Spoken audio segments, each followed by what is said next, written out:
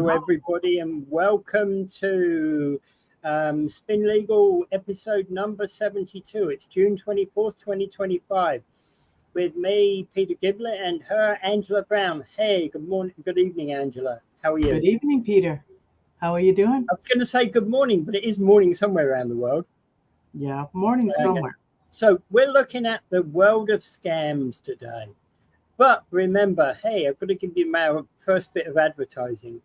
If you need to contact Invictus Legal, you can do so on 905-688-5598. Email Angela at weareinvictus.legal or me at peter@weareinvictus.legal. And the website is weareinvictus.legal. There you go. Okay. So the thing for today is the world of scams. And you think about it, you probably had a scam email. Everybody's probably had a scam email in the last week. And, hey, if you haven't, you can breathe a sigh of relief. But, hey, you probably just haven't received enough emails yet to actually. Oh, you got your text messages telling you that CRA has given you a refund. Yep. You just have to click through and get your refund. Yeah, collect your refund, which doesn't exist. And you need to spend $200 to get your refund or whatever it is, right? Yeah. Or you just probably something because some guy somewhere in Belize had died. Yeah, there's another one. Okay, so the first one that most people are probably fully aware of, it's the granddaddy of all internet scams. It's the Nigeria 419 scam. You've inherited millions.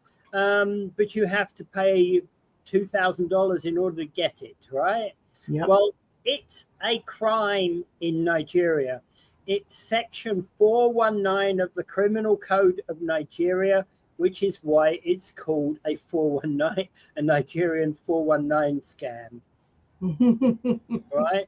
And as a note, they are illegal in Canada. The police are on the lookout for these things. Yep. And they rely upon you reporting them. Yep. So we're going to go through a bunch of scams today about what kinds of scams people have and the kinds of tricks that people sometimes fall for. And at the end of this, we're going to talk to you about how you can protect yourself against these sorts of scams or your loved ones. Yeah. And each of these scams, if we miss out a few scams, the principles are the same. Let's be honest. So the first one is our famous CRA scam. Remember, the CRA will never call you for ID unless you are calling them. I had it when there was something I needed to call to get my something fixed in my CRA. I had to go through to an individual. And, I knew his name. Let's call him Joseph Butters, for example. That wasn't his real name, but I'm just calling him that for the convenience of it. And what would happen is that I was assigned him. And, I had an agent number, too, at CRA. He had an agent number. He had a load of ID information. And he had one phone number that I could call him on and that he would call me from, right? So, and over 3 or 4 weeks, in sorting out my problem, we developed a rapport. And there was a point whereby he would say, "Okay, this is Joe Butters. Give me the ID number." And I'd almost remember the ID number off the top of my head at by the end of it, right? And most helpful gentleman. But again, the point being is that the CRA will never send you anything asking for ID over the phone. Yeah. Nor will they call you over the phone and tell you that you owe money. People have been worried about having the CRA call them and say, you're going to be put in jail because you owe $7,000. And they're going to be doing this. So if you pay me in Bitcoin or in gift cards or whatever, we can avoid all of this. That is scam. Or even if they say you just have to transfer money. CRA does not phone people when they owe you money. They have other processes. Yeah. They send you letters. Okay, and then if there's the collection issue, then they will refer it to Well, collection, and they tell you who the collector is, and then you can call the collector. yeah, and in fact, actually, whether you owe the CRA money or they owe you money, if you've actually given a direct deposit information to the CRA when you did your tax return, that money will be moved either way. Well, they won't take money from your account, but they will deposit anything they owe you. Like if you get a tax return. If they owe you money, let's say they owe you $500, they will pay you the $500 to your account that you registered on your when you did your tax return. Yeah. Right? They won't take money out of your account from that account until you give them authorization to do so. Yeah. So it's a very, very thing where you have to be very conscious, and CRA will not just call you and tell you some random number that you're supposed to owe them. You go through your accountant, you go through H&R Block, you send it. CRA sends you back a letter called an assessment, which assesses what you owe or what they owe you. And then if you don't like what they say, there's a way you can go through it and challenge it. And this is all uniform. Okay? They don't just spring that on you. Yeah.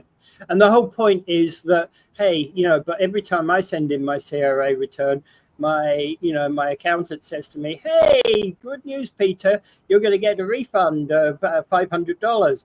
And I say to him, yeah, bad news, Mr. Accountant. I will guarantee you in 8 weeks, I'll get a letter back from the CRA saying that bad news, Peter, you owe us this amount of money. Yep. Yeah, that's what they do. Yeah. Yep. But they don't, but as I said, they don't do it. Like, one time they would call you and they'd say, okay, what's your SIN number? CRA would know your SIN number if they're calling you. Well, they use other forms of ID. They won't ask you for an SIN number. Yeah, like they would ask other details and actually what you had in line 151, on your tax return. There's a lot of different things they know that they help identify you. Yeah, line 53. You would know. Yeah, so line 53 on your tax return is the thing that they're going to ask you.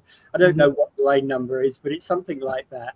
So, and that was exactly what happened with me. They were asking certain things on the tax return, 3 or 4 particular items, so they knew that they could confirm the tax return that they were looking at was the tax return that I was looking at, and that we were talking the same thing. Yeah, and that it was someone and they were talking to you, so that you knew about it. Yeah. Yeah. And the point about that is that, I had to go, do you think I know those line numbers off the top of my head? Not a chance in heck. They'll tell you. Can you look at your tax return? Can you open that up? And I want you to look at line number whatever. Yes. That's what they do. They're very careful. They ask you these things, and they're very good with that. Yeah. And then they say, if you need to call me back, this is my number, and this is my ID number. They have a government ID number that they have because there's so many scams. CRA has had to do things to protect themselves. And you're supposed to write that number down, keep it, and exactly, because the same they try to be careful. They try to get the same agent to work with you. Oh yeah. Yeah. Well, yeah, exactly. I had the same agent, and over, I think it was 4 or 5 weeks that I had to deal with it.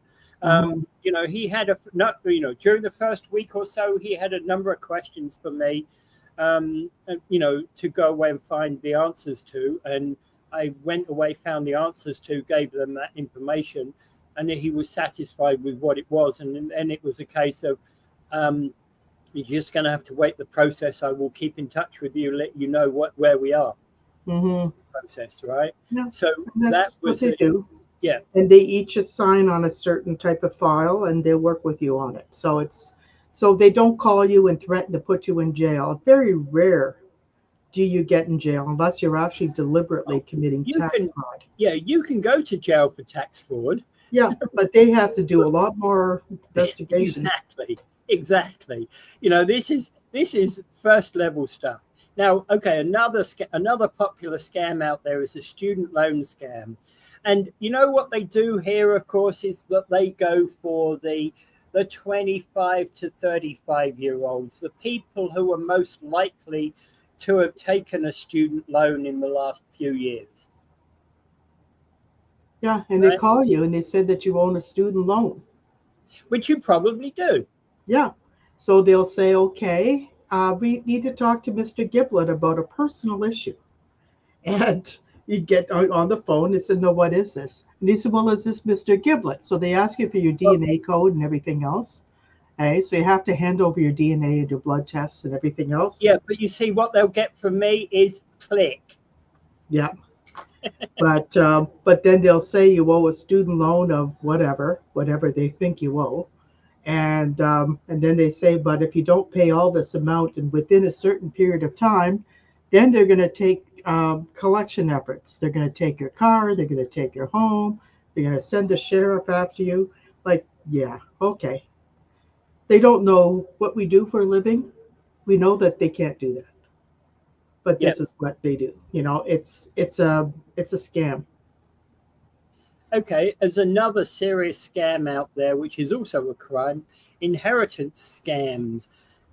They go through, what they do is they go through the obituaries, and then so there's somebody by the name of Joseph with an F, who died recently. Now they look through all of the people in Canada, all of the people in America that have got Joseph with an F, all of the people in Britain, all of the people in France, all of the, and start the scam about inheritance. And typically it's another one of these, it's another variant upon the Nigerian 419 scam, which is you pay us money and we'll put you in touch. It's always interesting that these people who die are always like extremely rich, like they got 555 million. And you never heard of this person, but they want to give it to you.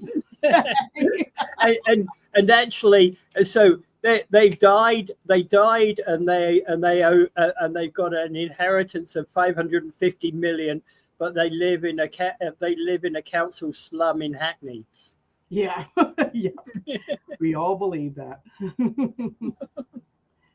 So I mean, then they tell you that if you do respond to it, then they say, okay, if you send us this much money, then we will give you more information about it, and they string you along until they disappear, and then you can't reach them anymore. Yeah, and there's another one. There's another scam of the same type of nature, by the way, that I did come across when we talked about them earlier on. I completely forgot about this one. Like on the side job scams, right? For voluntary organizations, people like Save the Children, or such well-known names as that. Oh yeah, the envelope stuffing scams. You can stay at home and make $500 a day stuffing envelopes.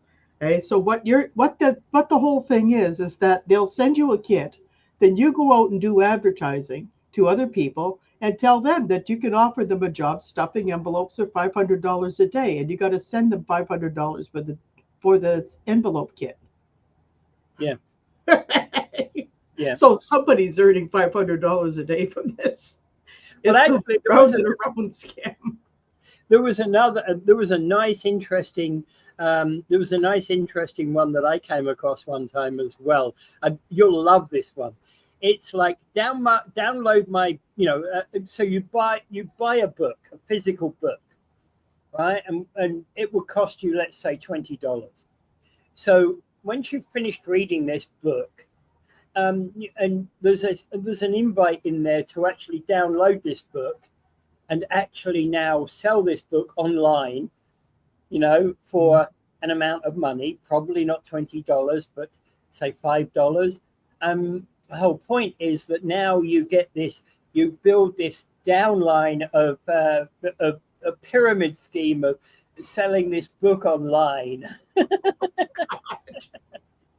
And while we talk about that, we didn't put pyramid schemes into this. Oh, pyramid schemes are very common.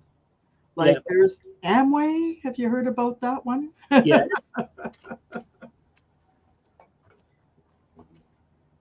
But there's a difference between pyramid schemes and multi-level marketing, of course.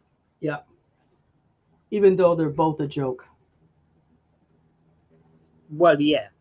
So there we go. The pyramids. Oh, well, yeah. Well, it's not a. The 7 works for a pyramid because it's half a pyramid. It's a kind of upside down pyramid, isn't it? Mhm. There we go. Yeah, pyramid scams. Yeah, so a pyramid scheme, and essentially what they do, and multi-level marketing is somewhat the same. You can make more money, and believe me, I know a person who made money this way. You're selling products, a product like a bottle of Boost juice, right? Yep. So I sell Boost juice for $4.50 a bottle, of which I make 25 cents out of it, and my upline makes another 25 cents out of it, etc., right? And of course, the problem here is when you can make more money by selling to your downline than you never touch this product, but you sell more product to downline than you sell to the street. And you lose a lot of friends. Yeah, it's essentially a pyramid scheme. Might be legal, but it's a pyramid scheme. All right? And actually, when you're talking about pyramid schemes, of course, one of the classic pyramid. Well, there's also another. It occurs to me there's another scheme like the Madoff scheme. Right, Bernie Madoff had a fantastic mutual fund. His mutual fund never lost a penny. You remember that one? Right, it's a con. Yep, exactly. Never lost a penny, but you never made a penny out of it. What you looking at? I'm just looking at one of the case laws I just spat off to one. Okay, so the next one, of course, is bank scams. Oh, yeah. You ever hear the bank investigator scam? Bank investigator scam. Yeah. Like, we're investigating a fraud that's going on. So we want you to withdraw some money from your account and then give it to us so that we can investigate it. And then we can check to see which person at the bank is scamming the bank. So a person withdraws like $1,000 or something from the bank account, and then the person never sees it again. Yeah, I'll give you 13 cents. Yeah, like that's the type of bank investigator, and it does a lot of things. There is no bank investigator that does that. If the bank feels there's fraud in it, they have their own methods of investigating fraud. Yeah, okay? And they can check to see if there's staff members or anybody else who's trying to defraud a bank. And in Canada, the CDIC, I think it's called CDIC, guarantee deposit, is a Canada Deposit. Yeah, Canadian Deposit Insurance Corporation. Yeah, CDIC guarantees deposits into bank accounts. So if anything goes wrong during the deposit, and it's not because I wrote you a rubber check, it's assuming the check is valid. If something goes wrong during the deposit situation, CDIC are there to help. Yeah. Right? Yep, exactly. They covered that. And also for certain investments too, so that things could be protected. Yeah. Yeah, exactly. So there's a safety net around the banks to a certain degree. And learn more about banks. Again, like the CRA, no bank is going to call you and ask you for secure details. Yeah, they're not going to call some random customer and say, "Oh, we want you to withdraw money so you can go check for fraud." Or I want your PIN number. Yeah, like heck, I'm going to give you my PIN number. Oh yeah, right. I said, yeah. Yep, you want my PIN number so you can get money. Okay, that account is empty. But remember this, when you open your online banking and your online banking says, we're just going to send you an email with a secure PIN number on it to validate that it's you. You open that up from your email. So you open it up at smartman@gmail.com, and and you don't click on any links. You just basically copy these 6 digits, put it into your account information, and away you go. And now you can properly finish logging into your bank account. Mm-hmm. You don't give anybody that PIN number. Well, in fact, actually, even if you did give somebody that PIN number, if I just showed you that PIN number was 123456, 5 seconds after I've logged into the account, and you happen to be in the same place on the account, it wouldn't activate anyway. Yeah. Yeah, like if somebody like from a bank or pretending to be from a bank or CRA or Bell Canada or whatever calls you on the phone and they start talking to you about something like this that sounds weird and unbelievable that you didn't call them for, but they're calling you. Okay, this is not a response to a call you made, but they're calling you. Okay, the best thing to do is to hang up and call the facility yourself. Call your bank and say, Always "Did you just call me about something?" Okay, because somebody called me about a fraud. Okay, that they're checking for fraud or CRA. I just calling for CRA. I just want to know if there's any truth to this that I'm being investigated for money that I owe. And for example, I had a call one time from the credit card, from the fraud department of the credit card, and they said, "Oh, did you put in this transaction?" They gave the details of the transaction, So they said, "Can you call this line number?" Right. First of all, that's all that happened is I got a message to say, "Please call." Right. Mm-hmm. And I called the number, and when I called, they wanted the typical login stuff, but then they asked, "Did you make a payment to these people?" And I said, "Yes, I did make a payment to those people, and it's a valid payment." So they said, "Okay, thank you. That's all we need to know, and your account is fine."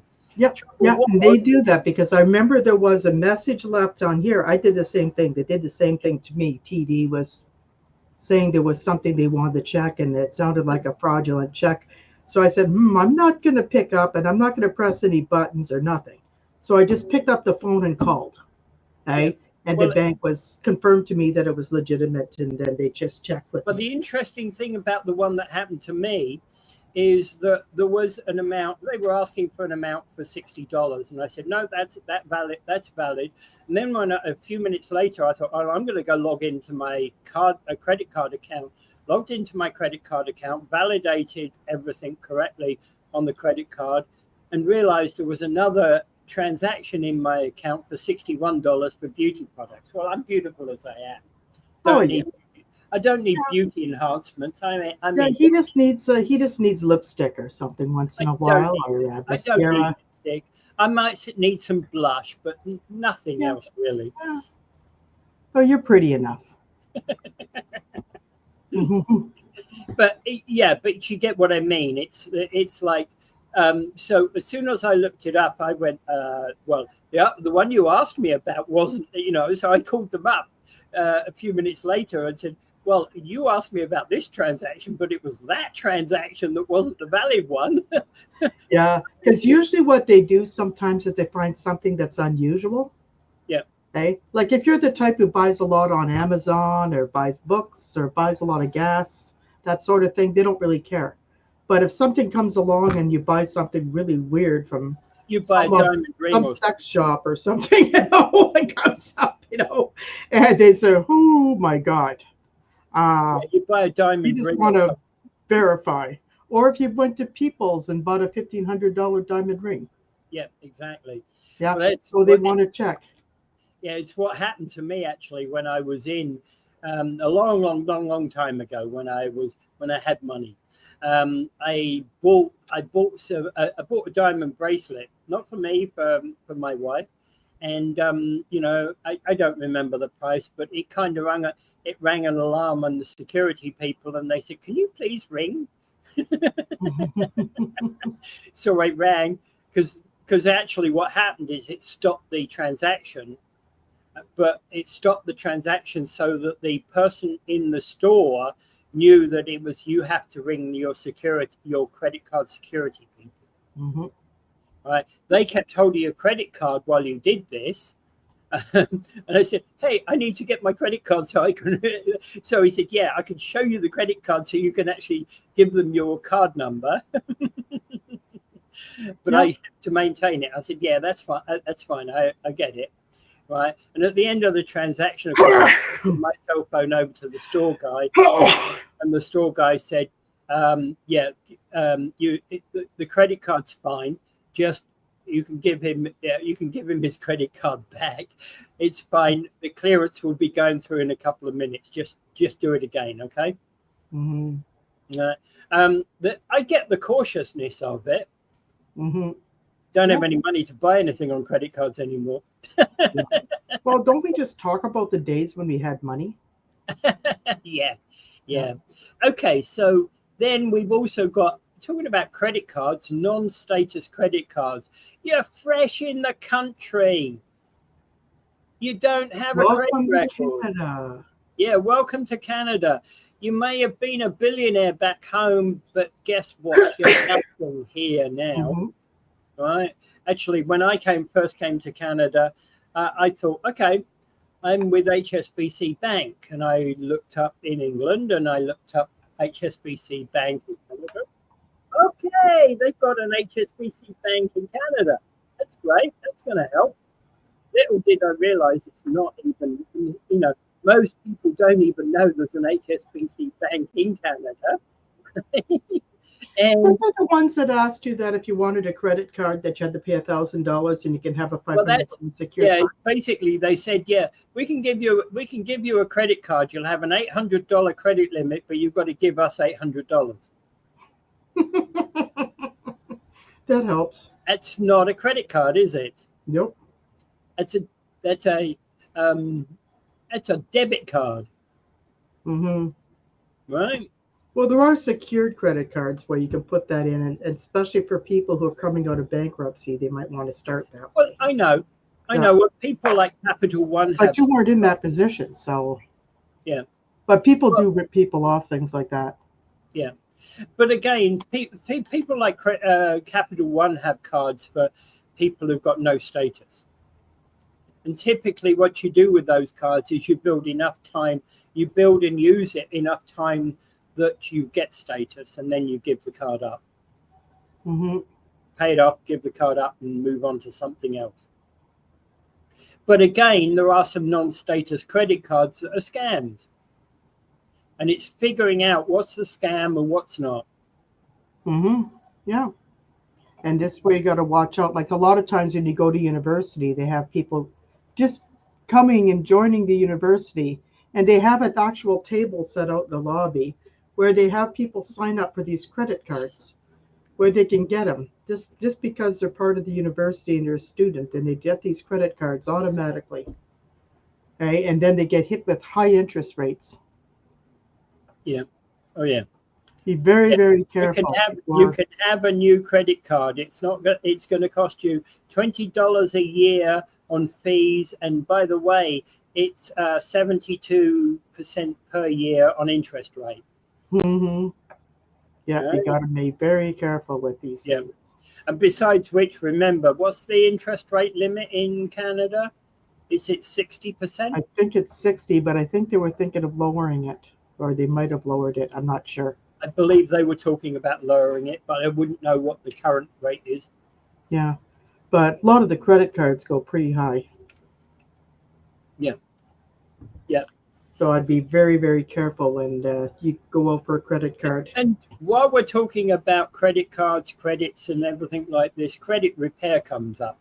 Oh, yes, credit repair scams. Now that this is a season when everybody falls into debt, like, for example, after Christmas, everybody spends themselves into poverty, and then they go back in January and they try to earn their money back, and then they try to borrow again because they got bills to pay. And they can't because, and then they say, oh, your credit rating, it sucks now because everything's down. So now pops these companies called credit repair companies, where they offer to repair your credit, for a fee, of course. You got to pay them a fee ahead of time. so that they can do whatever they're supposed to do and produce magic. They can't.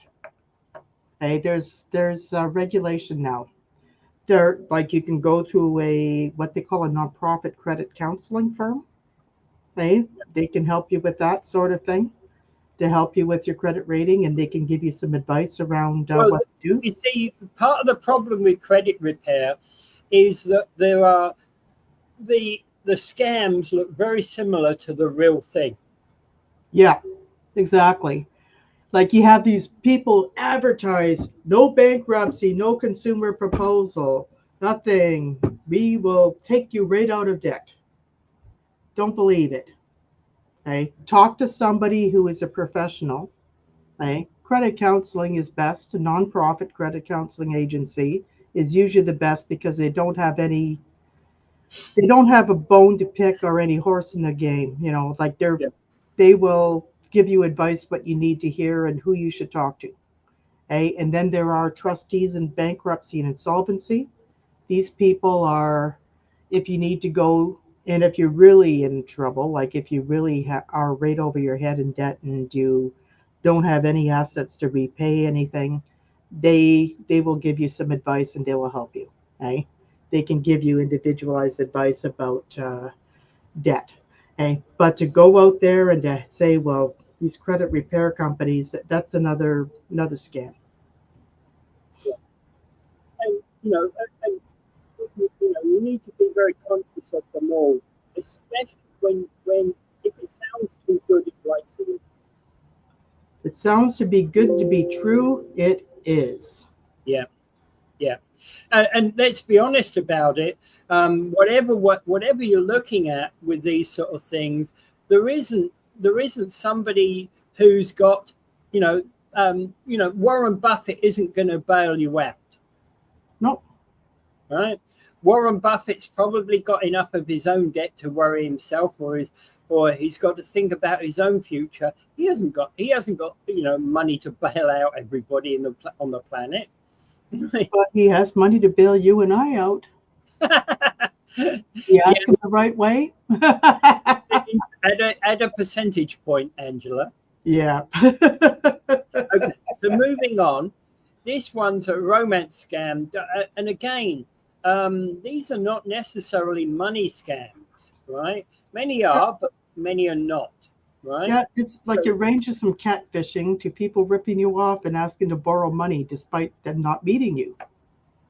yeah, I met a fellow one time. He was a friend of mine, and he was talking to me that he was looking for someone. He was trying to meet a partner. He was just going on the regular dating sites, and he met these people that he thought, and gradually he met this one person, and she sounded just perfect.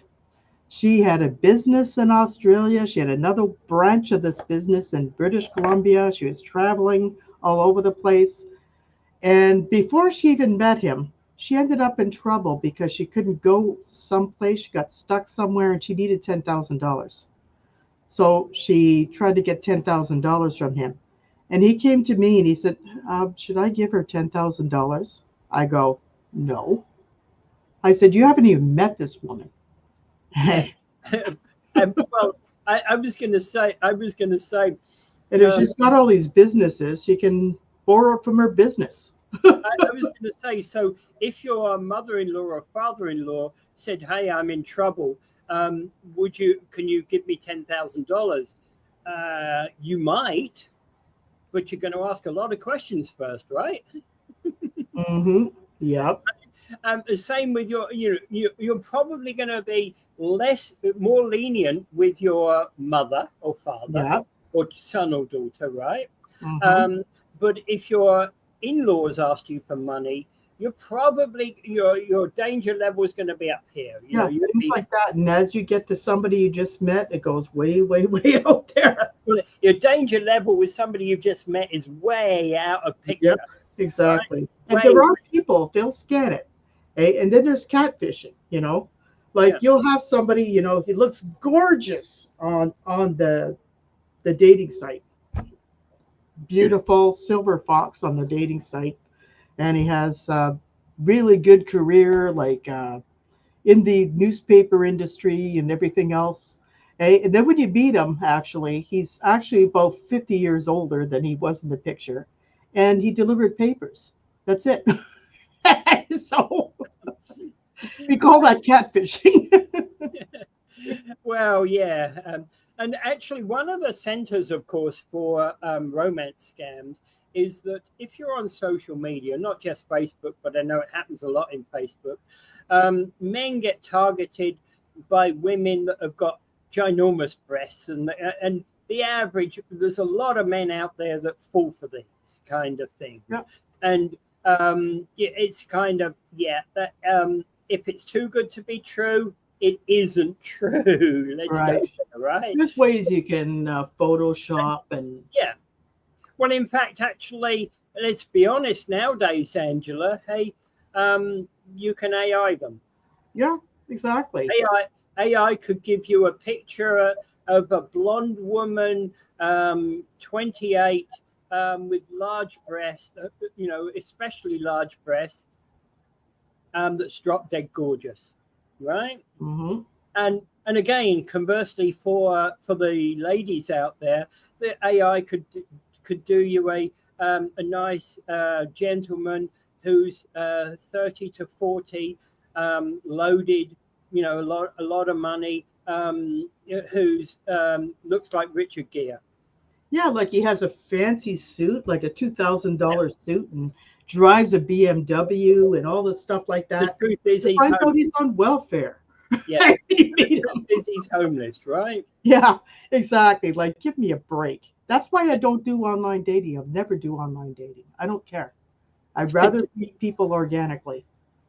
I'm Yeah, a better judge of people organically. yeah. Well, but there are tons of people out there who do online dating. Yeah, but And I've never seen it work very well. let's be honest. There are some, online dating does work, as I understood. There are people that I've known about who have succeeded in getting relationships through online dating. Right? Most of the ones that I've known haven't succeeded. I Well, had one person who did find a match. but again, you could also say there's a lot of scammers out there on places like Match. Yep, yep. Right? See, the thing is with you, the thing is with me is if you don't know the person, they can tell you anything. They can feed you any lies. Yeah. That's why I call catfishing. Okay? They can give you a whole lot of lines about what they're doing, about how they're doing this and everything else. And especially if you don't get to meet the person right away. And there's always reasons why you don't get to meet them.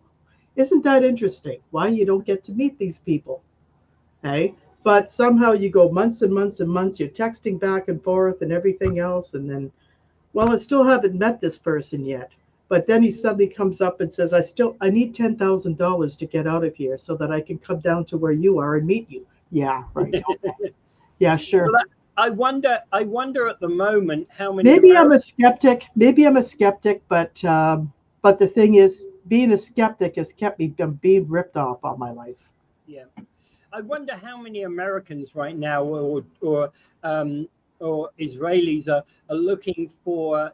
Americans are looking for Canadians in order that they can get out of the country, or Israelis that are looking for other people, like Europeans that maybe they can get out of the country.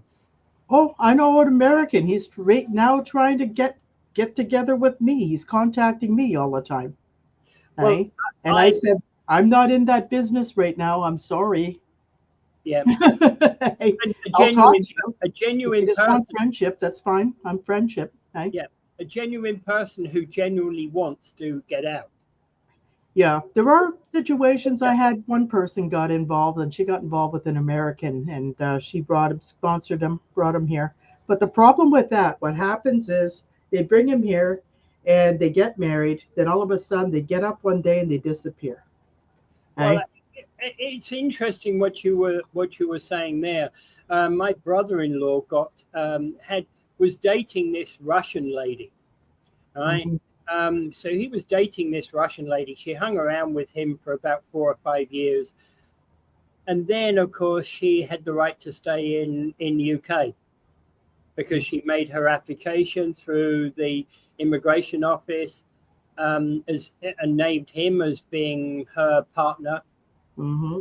And as soon as she got her ticket, she doesn't even say goodbye to him. Yeah. Yep. Right? I've had a couple of friends of mine that had that happen to them. Okay. And you tell me that's why I think it's so phony. Yeah. Okay. Like if I'm going to go somewhere, I'm going to get involved with something I'm very interested in, and sooner or later you meet somebody that's also there who might be also interested in you. It's organic, and then you could just meet in public until you are more comfortable with each other and you get to know each other more. Yeah. And that way you don't have to say, I need $10,000 all of a sudden. Yeah, I know. It's so crazy.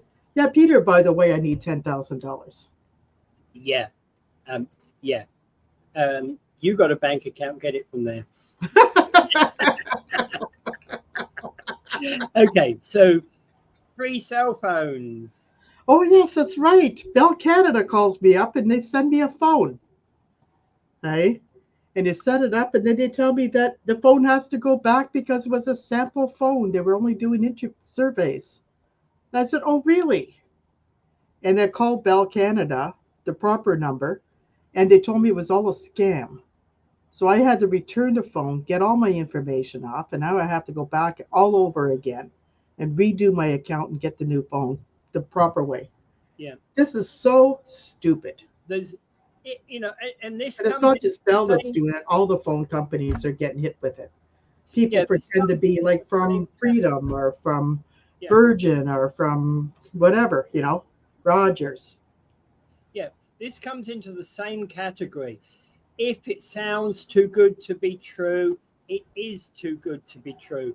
Typically, with any of these cell phone companies, they may offer you a deal when you're on a new phone. Yeah. There may well be a fantastic deal to be had. Yeah. Right?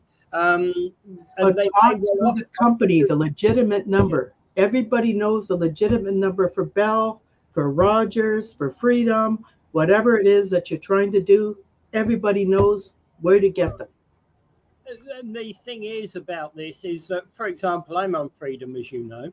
Mm-hmm. If I'm dealing with it on Freedom, I will go to my Freedom,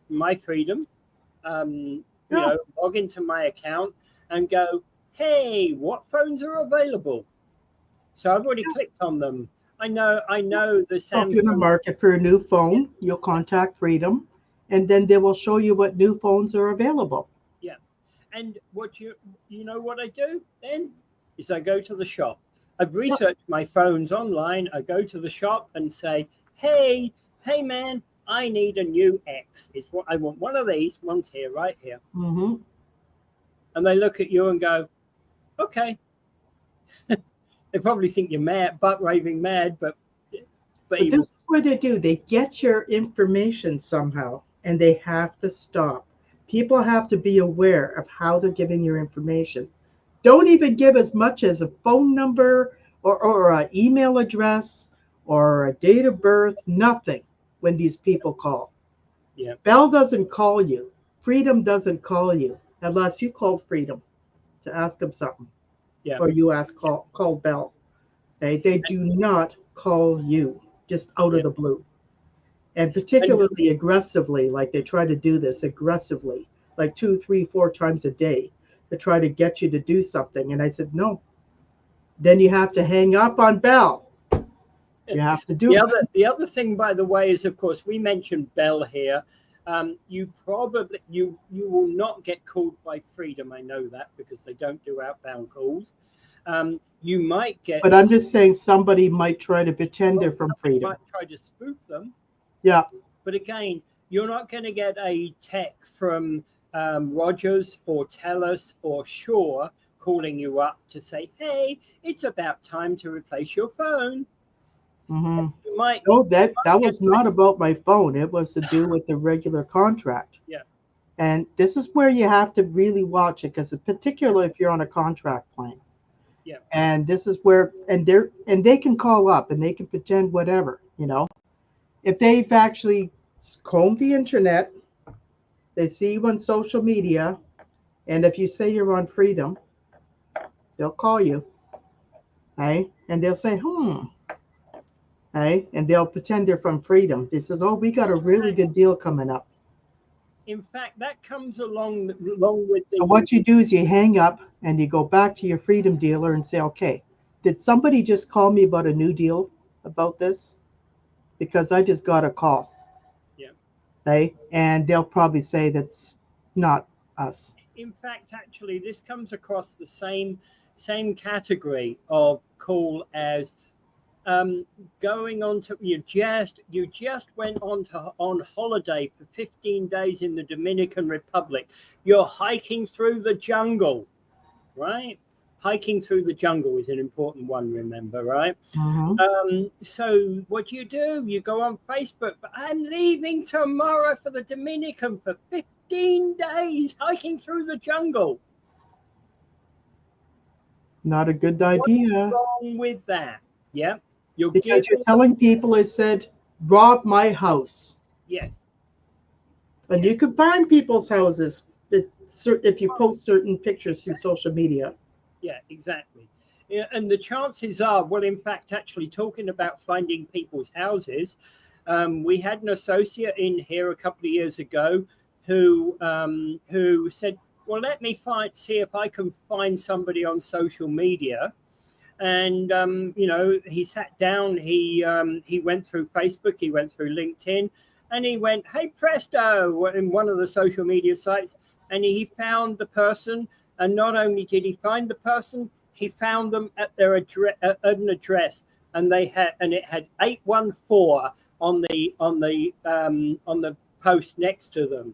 So clearly they lived at 814 some address, and he knew they lived in Hamilton, in and around Hamilton, and he found them. Now he went through their name and 814, bingo. Yep, that's what I say. Be very, very careful about what pictures you post to social media. Yeah. There's people out there, and also your privacy settings. Yeah. Okay? And also don't be like Peter and just invite everybody and anybody to your social media. I don't invite everybody and anybody to my social media. Just people you know. You're just jealous that I've got 4,000 followers. No. It's like you probably don't even know 90% of them. I don't, but I don't need to know. It's yeah, engagement. But you don't know. Engagement.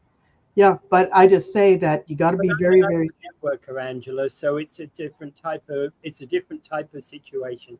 I know you're not, and that's fine. Yeah.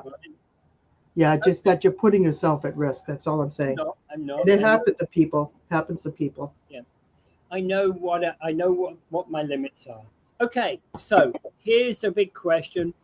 Dial the police fraud squad.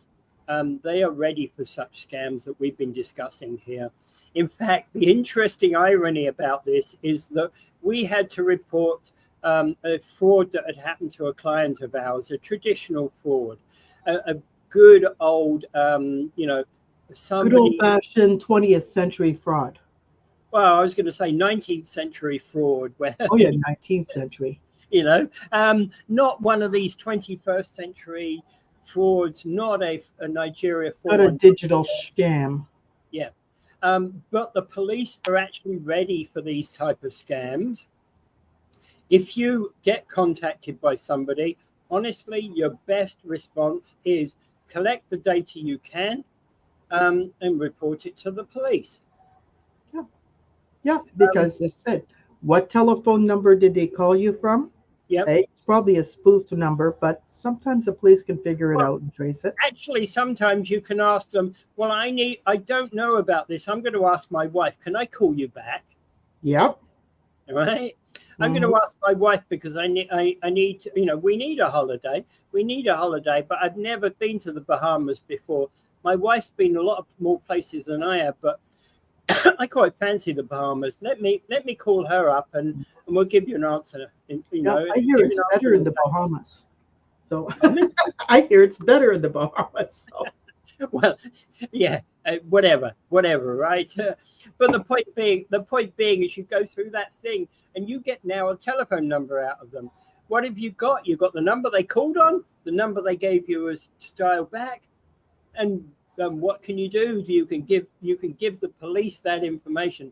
Oh, and by the way, if you are clever enough and you can think quick enough, record the frigging call. Yeah, you can record the call.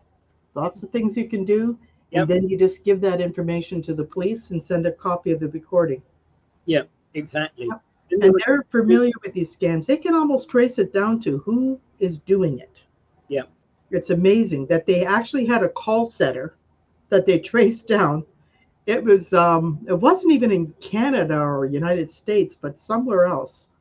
Okay? And they traced it, and they came down and they arrested a whole bunch of people that they were creating this type of thing. Yeah. And it's just amazing how they could trace it. These people have contacts all over the world, literally. Yeah. Like with Interpol and that sort of thing. So, of course, it has to be said, beware of all email and text messages, especially those that are requesting personal information.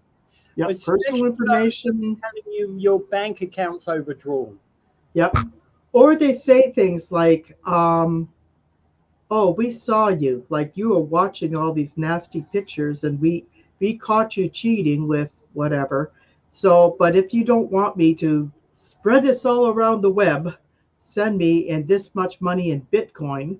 That's another one that goes around. Yeah. Don't fall for it. These are directed to not just you, but probably 5,000 other people at the same time. Yeah. Okay. And then just be very careful. And a lot of times they have links. Do not click through links. Delete the email and do not pay attention to it. And by the way, also, just as another cautionary tale on this, if you do happen to kind of click the link and then you found you've been scammed, and it's like a telephone-based scam or an email messaging type scam, block them. Block it. Yeah, block the phone number, block the email. Mm-hmm. Right? Yeah, or you get a little program like Peter had that says when there's a telephone call that he gets and it goes, probably scam. Yeah. Like that. Oh, yeah. That actually is, my cell phone does that all the time. Mm-hmm. Right? And it will tell me the type of that's strange area codes. Yeah, it will tell me the type of scams, CRA scams, IRS scams, international call scams. I had an inland revenue scam for the UK one time. Yeah. And Did it have the OnlyFans page scam? And the OnlyFans page scam? British revenue scan at one point. Right? What the heck do you think I've had any connection with Sweden? Yep, exactly. What they know about North Americans is that most of them have some connection with people back home. They just guess the home. They just guess where you come from. Yeah, and if people really want to contact you, they'll contact you in some way. Okay? They'll leave a message or they'll text you or something. Okay? And then you choose whether you're going to contact them or not.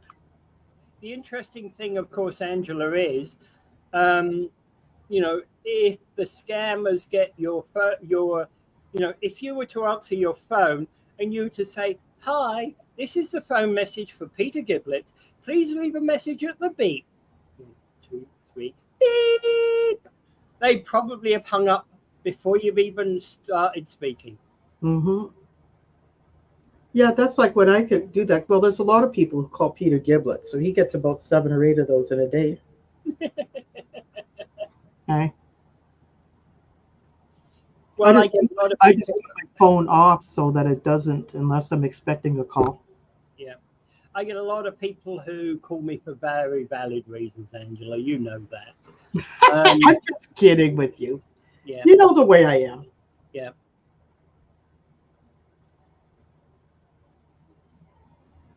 Okay. So anything else on the emails and the like?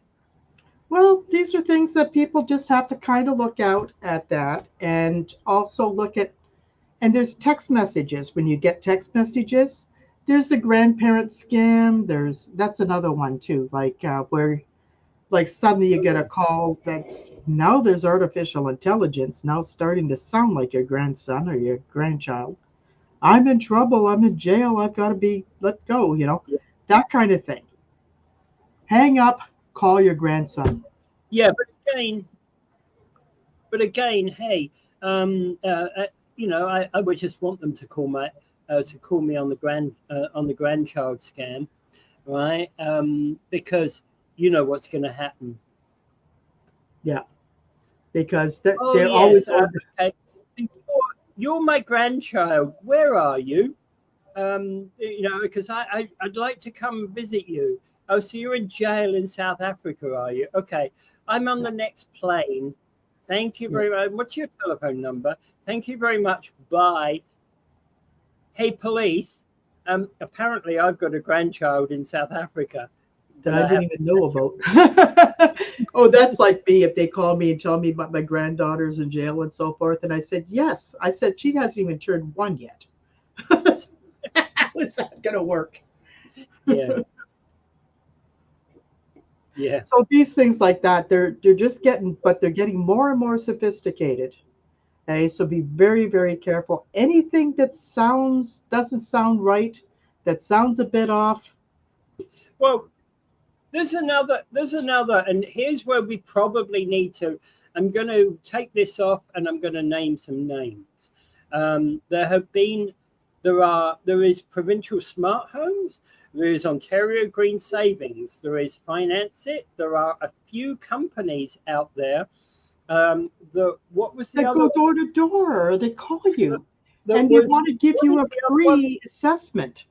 There are Browne Brothers. Um, there is a Green few savers.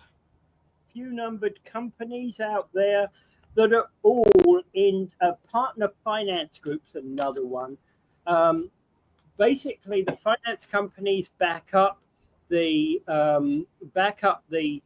HVAC scam companies, and a lot of these HVAC scam companies are scams, and and there's even some pretty big ones that have started off as scammers.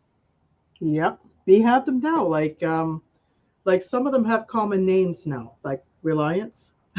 To name any names. I refuse to name any names.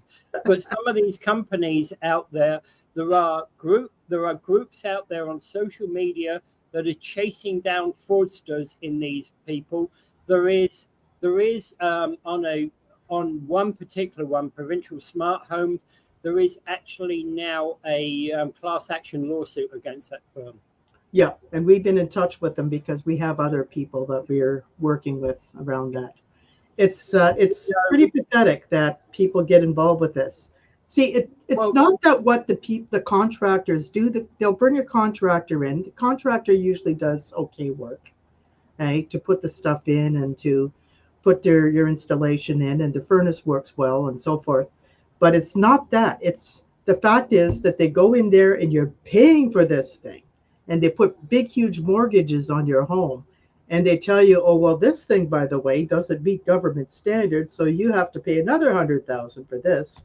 They try to rip you off with this, and you don't even know about what they're doing to you, and you yeah, make you sign all these papers that you don't even know what you're signing, yeah. and they take a lot of seniors in.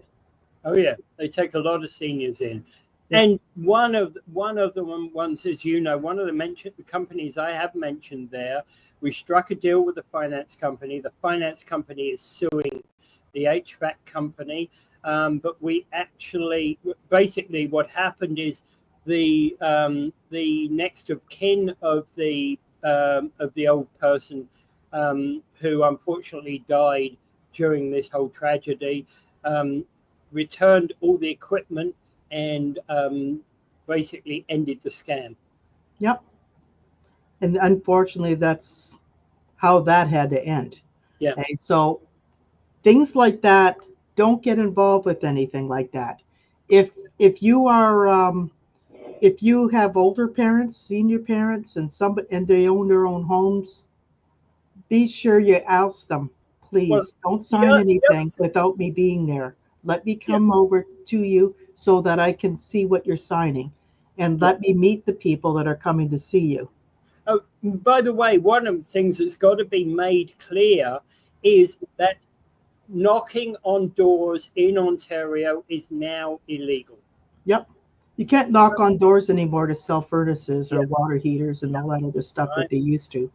And furthermore, if you are signing a deal, if you're signing a deal and you're signing a finance deal, you have a 10-day right to walk away.